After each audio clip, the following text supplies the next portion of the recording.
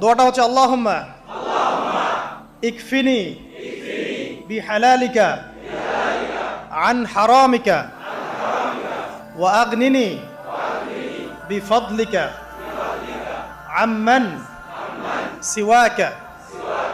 এই দোয়াটা ছোট না, এটা মুখস্থ করবেন, সেজদায় পড়বেন, নামাজের সেজদায় পড়বেন, আত্তাহিয়াতু দরুদ শেষ তারপরে পড়বেন, নামাজ শেষে হাত তুলে করবেন, যখন তখন শেষ রাত্রে করবেন। ইনশাআল্লাহ দেখবেন আপনার ঋণ বলতে কিছু থাকবে না ইনশাআল্লাহ।